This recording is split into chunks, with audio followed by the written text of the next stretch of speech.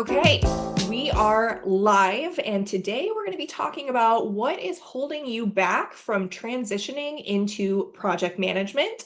And today I have the fabulous Nada Buhendi with me, who is going to be facilitating this conversation. Welcome, Nada. Thank you, Kayla. I am so excited about facilitating this conversation. Career transitions is one of my favorite topics, and you are an authority in this space, especially when it comes to project management. You've been through this yourself, and I feel your story is incredible. A lot of people are going to relate to this. Yes, thank you. It's also near and dear to my heart, transitioning, particularly in project management, and we can get into why in a little bit. Yes.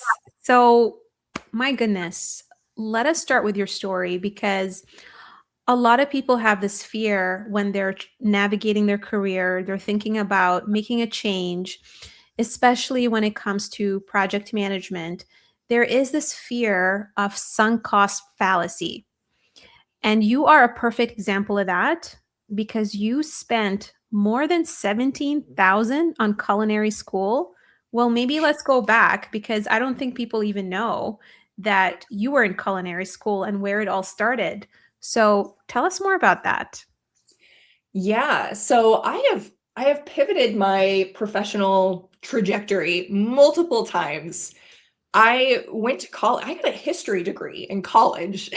Oh, Talk about not very useful for what I'm doing now. Not directly. You can't see the direct link, but a history degree, a Latin degree. I wanted to be a museum curator. Directly out of college, I changed my mind and decided I wanted to be the next cake boss. So oh my yes, I went to culinary school. My husband and I packed up. We moved to Chicago so I could go to Le Cordon Bleu when it was still a thing. wow. And yeah, it was $17,000, and I remember practically begging my husband, please, please, let's do this. Let's invest in this because I really want to do it. It's really important to me. Um, and it was important to me. And I did it for 5 years just to figure out that the road to being the next cake boss was going to be not as realistic as I wanted it to be. I wasn't getting paid well. I wasn't getting treated well. And I was basically just at a dead end. And that's where, for me, that fear of the sunk cost came in. 5 years of my life, $17,000, the fear of disappointing my husband after I had begged him to participate in this thing that I thought was going to be my life. And I left it behind anyway when I realized that it wasn't serving me. Wow. Was there like a breaking point that made you realize enough is enough? Like, how did it all start? Like, when did you start feeling like this career path is not the right fit for you? When it started and the breaking point were two separate events. I remember very clearly, when it started was, oh, my husband and I were having friends in for the weekend, and it was a Friday, and I said, I will be home to help you clean the house and just prepare for our friends to come over. And Nana, it was like 4:30 on this Friday when someone from the sales department of the cake business came back, and she slapped an order on my desk or on my table and said, so one of our, premier clients wants a cake with a 1 foot tall, realistic looking giraffe on top of it, and they want it by tomorrow. Okay, bye. Um, and I had to stay and I had to do it because it's either that or lose your job, right? Even though I wasn't being paid particularly well, I needed that job. And just the utter disrespect that was behind it and the way I was being treated like a commodity did Mm, not sit well with me. That was the beginning when I just started feeling like this is not quite it. What actually did it for me is, gosh, I was working for a cupcake place at the time, freaking cupcakes, and I was working 12-hour days. And one day I left, and the owner of the business called me to come back to decorate cupcakes, just, plain cupcakes, nothing that specific. And something just snapped inside of me about how I was being treated and the amount of time I was spending of my own life not being paid well. So I decided to have a conversation with the owner, just a very, human, here's how I'm feeling. Can we do something about this? And her response to me was, you made your bed, now lie in it or quit. And I quit on the spot. Wow. So that was it broke me. Something inside of me just snapped. I had no backup plan, no job lined up. I just quit. That's very toxic. I'm sorry that you had to go through that. Now I have a big appreciation for whenever I go and buy a cupcake. Because I have no idea what that person had to go through to actually make these cupcakes. Yeah, yeah, very true. Wow. So I want to go back to this moment where you basically realized that you've invested so much into this path. Because a lot of career transitioners go through this, right? Where they invest so much and they just want to keep going, like they don't want to give up. And in that moment, there must have been a voice inside you that said to you, like, you can't keep doing this. What do you think that voice was telling you? That voice was telling me, you are worth so much more than this. Mm, You have so much more potential. And being treated like this is unacceptable because you're worth more. I think it was telling me that I was playing too small and that it was it was time to move on to something different. You know, there's this quote, I think it's Tony Robbins, that I absolutely love, and I'm going to butcher it a little bit, but the gist of it is change only happens when the pain of where you are outweighs the pain of change. And the absolutely. pain, yeah, the pain of where I was, it was unbearable, to where changing, as painful as it was going to be, as scary as it was going to be, as unknown as it was going to be, that wasn't nearly as painful as where I was. Because I can't imagine that your health, your inability to actually be present in your relationship is worth, worrying about $17,000 that you spent. Your life, your dignity is a lot more valuable and worth more than 17,000.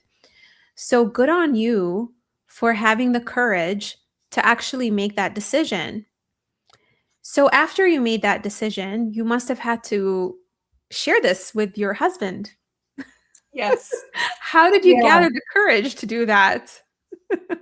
I mean, I was lucky because he was very, very supportive. That day, there's just so much I remember so clearly. I remember coming home and closing the door of our, government subsidized studio apartment in Seattle and just like putting my back against the door and sliding down it onto the floor and just breaking into tears. And of course, it's a studio. He's right there, right? He sees everything that's happening. Um, and he knew. He obviously seeing that he knew. I also remember sitting in a park with him and my dog and just agonizing over I don't know what to do. Like I feel so stuck, but I also feel just so small and undervalued and like I had this deep gut feeling that it was where I was not aligned and it was not right. And just having a conversation with him about why I felt like this wasn't right for me, the way I was feeling and what the different way I thought our future could how I thought our future could look like together if I pivoted more into something slightly a little more sustainable and honestly better for my mental health. I couldn't sustain that. Yeah. Did you realize that you were telling yourself lies that were causing you to not want to make that change sooner? Because It sounds like you've been going through this for quite some time before the breaking point. It wasn't like something that just happened overnight and you realized you were being mistreated. What do you think were some of the lies that you were telling yourself that kept you in this situation longer than you should have been in there? I love this question. I love this question because there are things that your brain obviously says to you, and then there are subtle whispers underneath that aren't quite so obvious. And I love psychology, so I'm going to talk about it a little bit. Our brains evolved to keep us safe, and the evolution behind that is it's pattern recognition and being able to anticipate what is going to happen in the future. Because if you can anticipate it, that feels safe. And if it feels safe, then you're going to survive another day. It's how our species has survived for so long and evolved, but our brains haven't caught up to the 21st century. They still work this way where they think, change is scary and you literally might die, is what your brain is interpreting it as. And what it does is it comes up with very logical sounding reasons as to why you should not make a change, why staying right where you are is the safest, most comfortable, best choice you can possibly make.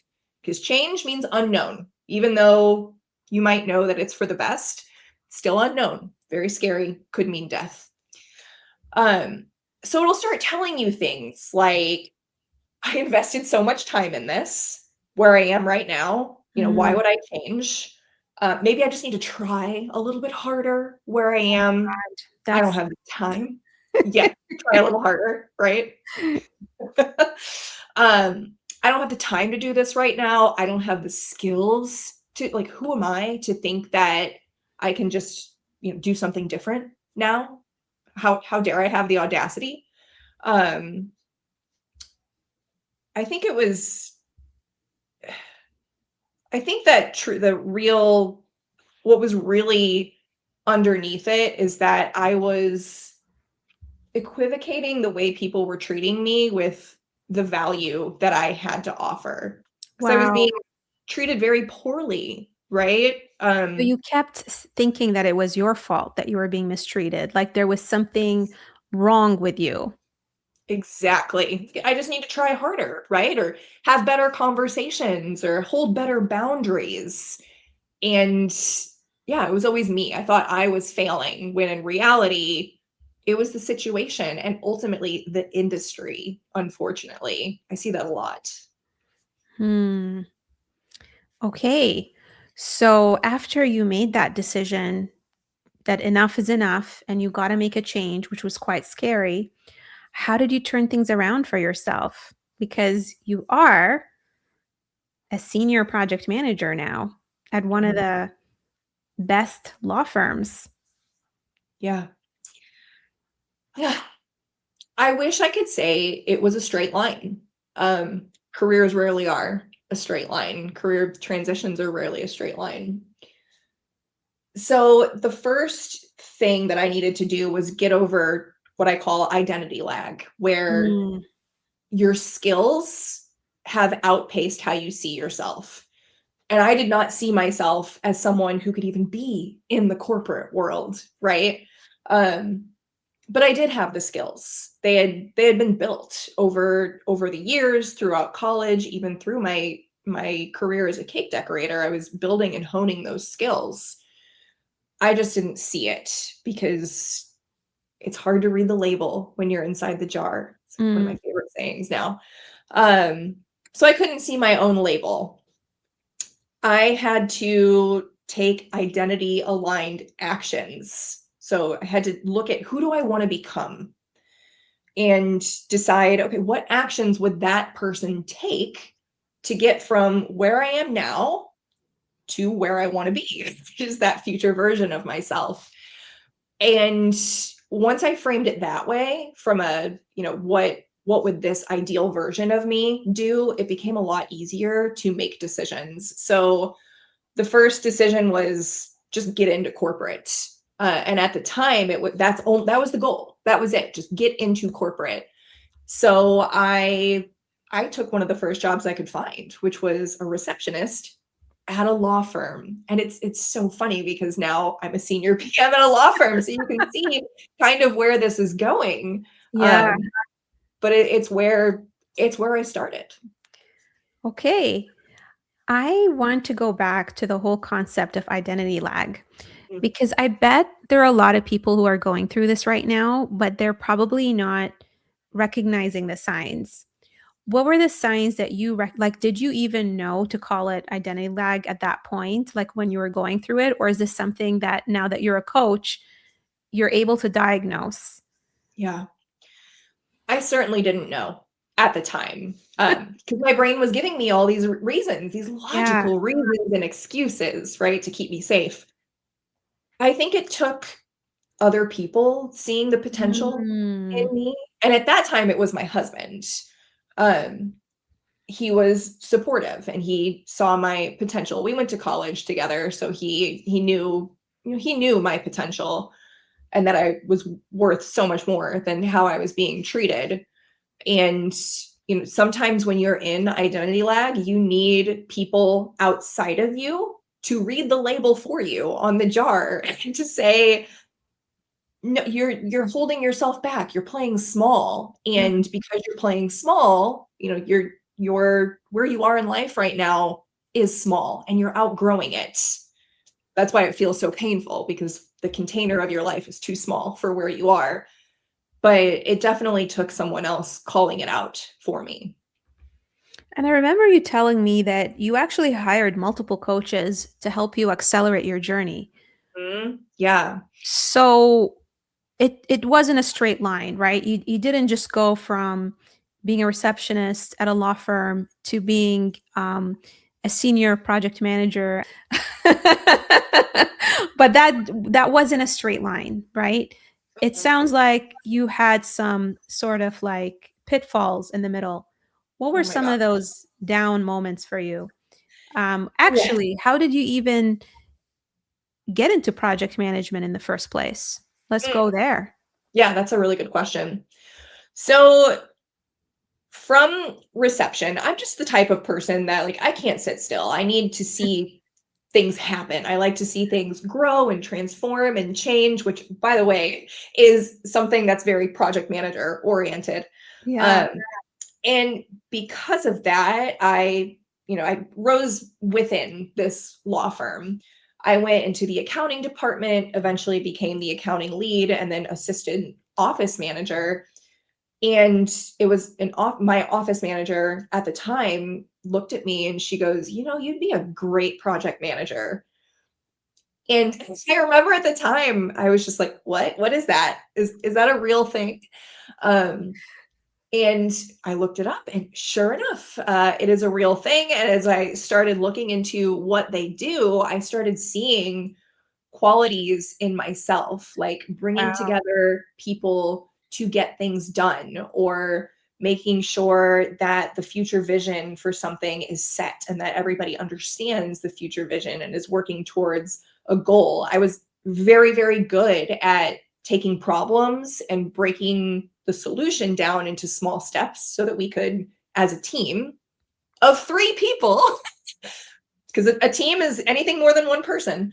A team of 3 people could move forward and get stuff done. So as soon as she said, you'd be a great project manager, I started looking into it and got my PMP. And there's a lot more to that puzzle, but that's the very beginning. That's where it started. Wow.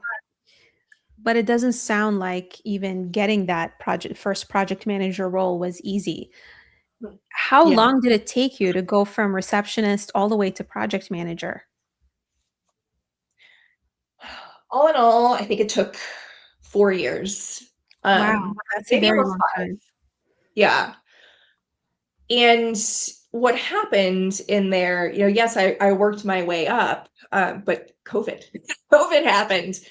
And in November of 2020, my position was eliminated in an effort for the firm to save money. And November of 2020, right? Like, that's the whole year was really bad. Yeah. Um, now it's holidays. My birthday was around Oh then. my Like it God. was horrible. Um, and as a result, I mean, I didn't know what to do with myself. I didn't have a lot of savings because I had recently gotten divorced and had to move around within the city a lot. And I decided to cut my losses, and I had to give up my apartment, my home, my city, everything I loved and knew. And I moved back to Missouri to live with my little sister because I didn't know I didn't know what was going to happen to me in my future. Wow. And I was trying to be as supportive to myself as I possibly could in that moment.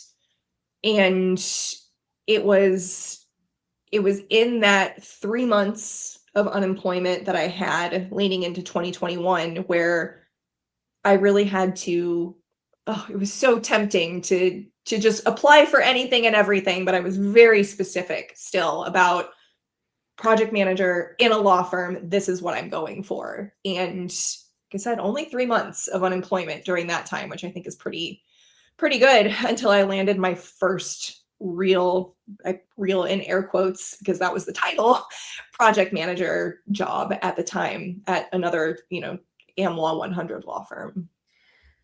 That is an incredible story. And, you know, people who are listening to this on podcast players and not seeing the video, they're not seeing what I'm seeing, which is a book behind you that actually has the title Grit. And that's all I'm thinking of when I'm listening to your story. You're talking about 2020, which is actually a very tough time, in my opinion. Beginning of 2020, when we had the lockdowns, is actually worse economical conditions than what we're going through right now. Because at least, companies are hiring. When we were going through the shutdowns, companies just closed off all their hiring because Yeah. they weren't sure, what was going to happen. And that didn't stop you. You were still, through your grit, you were able to land that role. Now, I think you shared with me that there were two pivotal coaches, I would say, that changed things around for you. Tell us a little bit about the two coaches. I think there was a resume writer and then there was another coach who helped you out and Yeah. transformed your entire trajectory. Yes. And on the off chance that these two people ever hear me, shout out to them. Mary Jo was my first coach, and she helped me with my resume and my LinkedIn profile because after my boss told me I'd be a great PM, I knew I needed help. It's like, yes, I can do this and I know I can, but there's a missing piece of how to frame my experience in the right way that's going to get me in front of the people who want to hire me. Um, so I worked with this fabulous resume writer who very much aligned my real lived experience in through a lens that was in alignment with the types of jobs that I wanted to Yeah. go into. So she was the first really pivotal coach.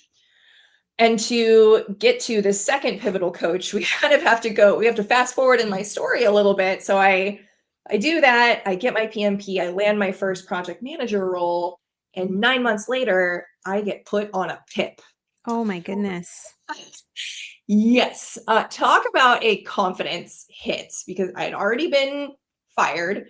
Even though it was for not for performance, but for other reasons, still that's a huge hit on your confidence.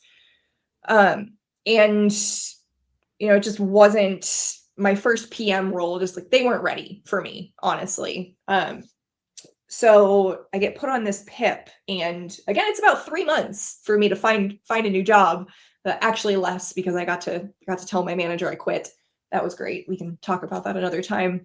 Um, but when I got my next project manager role at a new law firm, I hired. His name is Juan. He was fabulous. Um, to get me through my first 90 days and to hold me accountable and just to have someone to have as a sounding board through, hey, I'm thinking about doing this, or here's my problem. How do I approach this? Absolutely pivotal. I would 100% do it exactly the same way again. Wow. And it's amazing that now That's what you help your clients with because you've Yes, experienced those two coaches' help. And it sounds like that's what inspires you to become a project management career coach and to have been doing this for years and helping so many people. That's so amazing. 100%. So I had two different coaches, right? I had a resume writer, and I had a kind of like a career coach that was more professional development oriented. And looking back, I was just so grateful to what they changed my life. And I've told both of them, like, you changed my life for the better. I can't imagine what my life would be like without you two.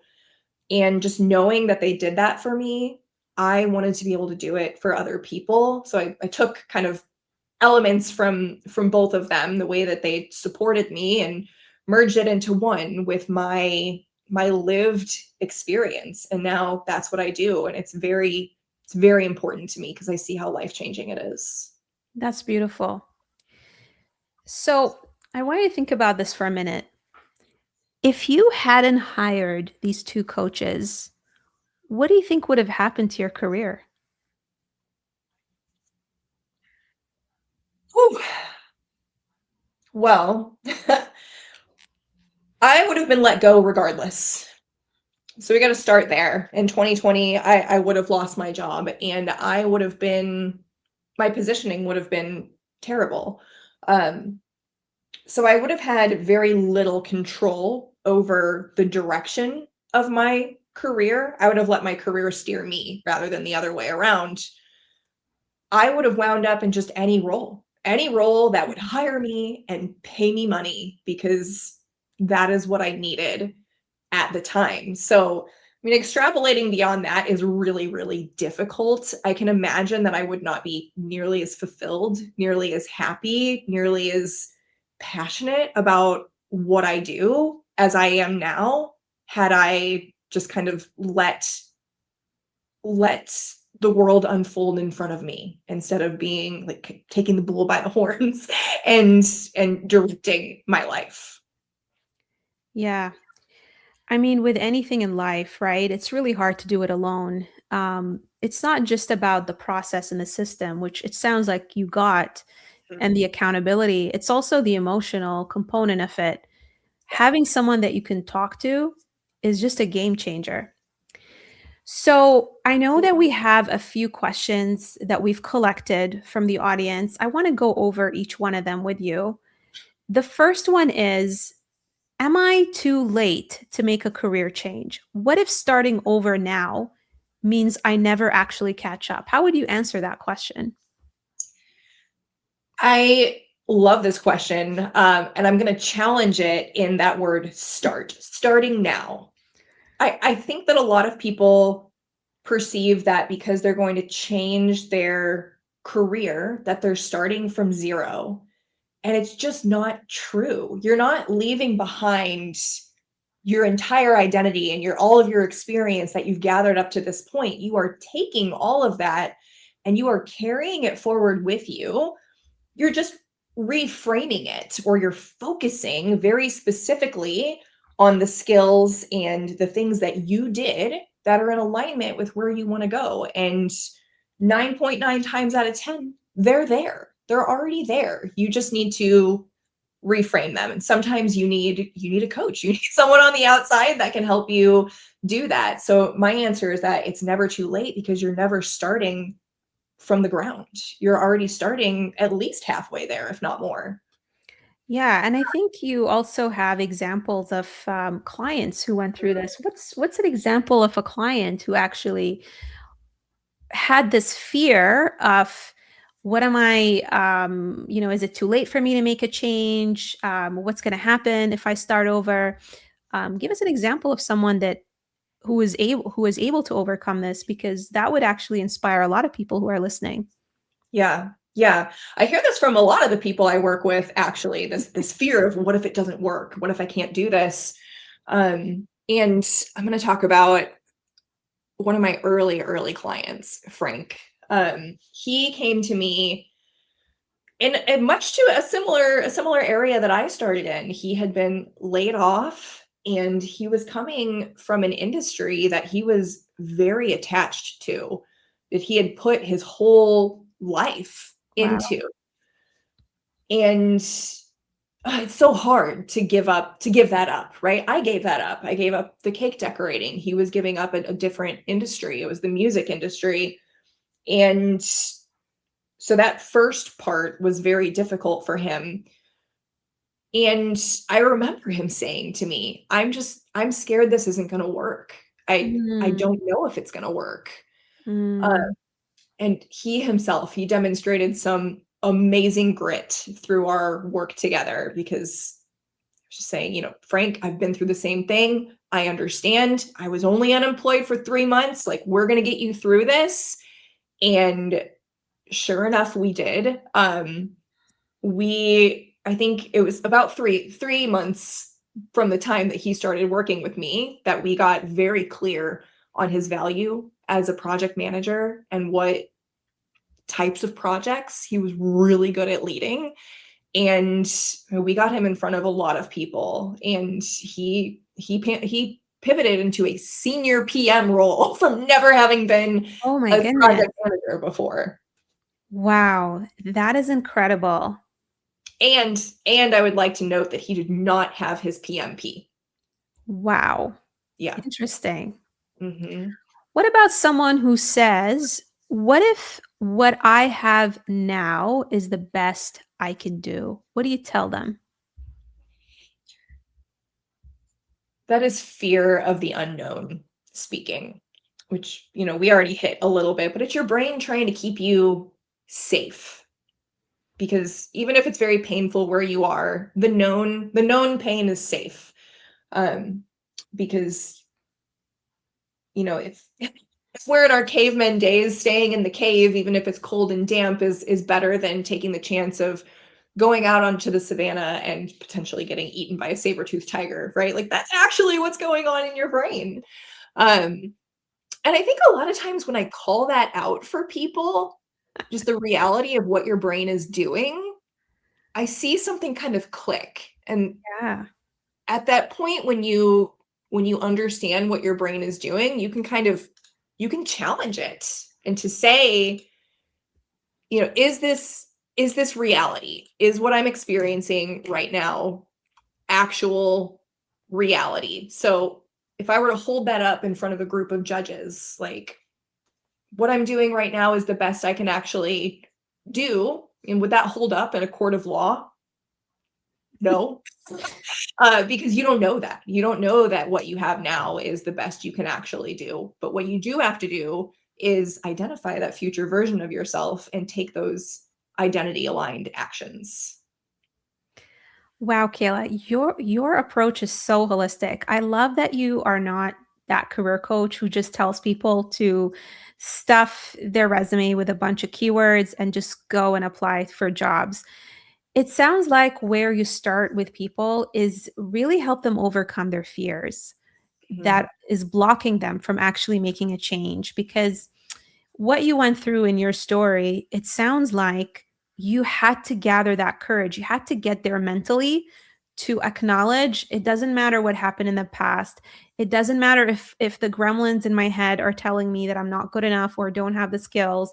I need to make a change, because if I don't, it's just going to impact me in many areas of my life, emotionally, mentally, relationship wise, health wise, financially, career growth wise, right? And I don't care when people say like, oh, it's just business or it's just work. No, like, we tie a lot of our identity in the work we do, because part of showing up to work is serving people and making a difference. And so I really love that that's where you start. And I also love that you, through your experience, and I know that you are a certified career coach with the International Association of Career Coaches, you've learned all of the best practices. You combine that in terms of helping people position themselves better, rebrand themselves, crush their interviews, with also the psychological and mindset component, which is very rare and makes you a delightful and more human coach and not intimidating. Thank you. I really appreciate that, because I'm also getting certified as a life coach this year because I understand Nice. the psychology behind this and how it can hold you back. And honestly, how you do one thing, Nana, is how you do everything. So Absolutely. being able to take this specific situation and understand what your brain is doing and how it's holding you back and like question that and be able to break the pattern, like that is a valuable skill for your entire life and one that I think that most career coaches overlook, just that psychological Mm, piece. yes. Beautiful. And so, in the next episode, what are we talking about? I don't fucking know. Hold on. This is the one place I'll have to cut it. How do you know you're So, meant and to be a project manager? okay. So, in the next episode, we are going to be talking about how do you know you're meant to be a project manager. I already kind of dropped a couple things in this episode, but we're really going to go deep into it in episode 2. Beautiful. Wow. I can't wait to continue this conversation in the next episode. Thank you so much, Kayla, for all of your wisdom. And honestly, if you're out there listening to this podcast episode, I highly encourage you to book a call with Kayla, follow her on LinkedIn. You know, sometimes you just have to help yourself to Mhm. make a change in your life. And part of helping yourself is actually reaching out to an expert Yeah. who has helped someone in your exact situation and someone who actually understand because they've gone through what you've gone through. So I know that, you have an amazing, community, Kayla, and amazing clients. And it's actually a bit hard to work with you because you have a lot of demand. So Yeah. I Yeah, that's really true. encourage people to, jump on this opportunity, the generous opportunity that you're offering. It's a 15-minute, call where you actually diagnose what's going on with people. Mhm, mhm. Yeah, I call it the PM path diagnostic, and yeah, we sit down and really look at, what do you want and what is keeping you from getting there.